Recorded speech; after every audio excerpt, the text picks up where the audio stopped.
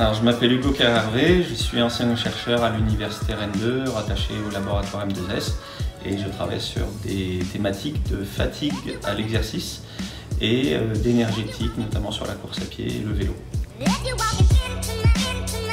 Le laboratoire M2S auquel je suis rattaché est un laboratoire de sciences du sport qui comprend 3 plateformes qui sont dédiées, une à l'évaluation des paramètres biochimiques à l'exercice et lors des situations d'inactivité. Nous avons une autre plateforme sur l'évaluation des capacités fonctionnelles à l'exercice, notamment donc, ce qu'on appelle d'habitude les tests à l'effort.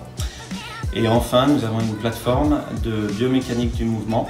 Le laboratoire M2S, c'est un outil, c'est un laboratoire qui permet d'évaluer la fonction à l'exercice du microscopique jusqu'au macroscopique.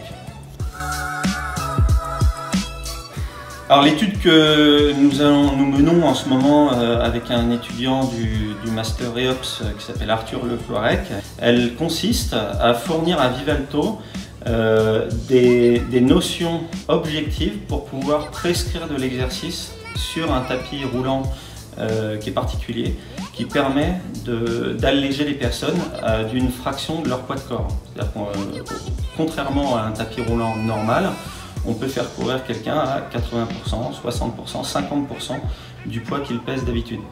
Et nous, ce que nous proposons à Vivalto aujourd'hui, c'est d'apporter ces critères objectifs pour pouvoir prescrire de l'exercice, à la fois sur des critères énergétiques, mais aussi sur des critères neuromusculaires.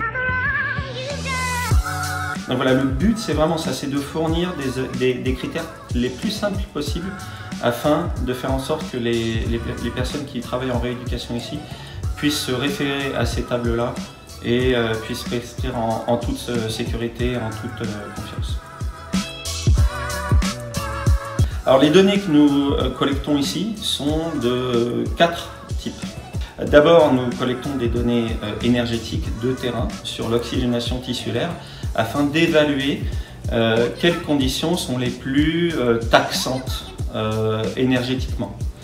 C'est-à-dire on peut jouer avec l'allègement de la personne, on peut jouer avec la vitesse du tapis et on peut aussi jouer avec la pente. Alors aujourd'hui nous avons laissé la pente en dehors de ça. Nous avons une deuxième évaluation qui est d'ordre musculaire. Nous pouvons, grâce à des capteurs EMG sans fil, mesurer l'activité électrique du muscle à la surface de la peau. Et cela, ça nous renseigne en fait sur la quantité d'informations que le cerveau envoie au muscle.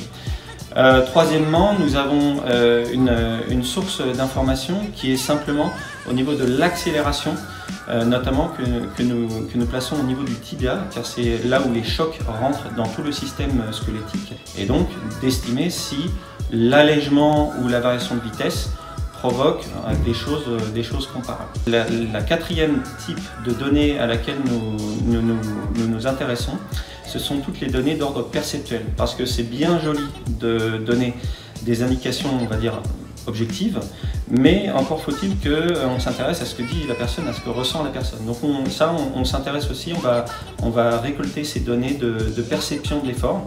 On a des échelles psychométriques pour cela. Et nous allons pouvoir donner des indications aussi d'ordre subjectif par rapport à l'allègement, l'effet de l'allègement lors de la course.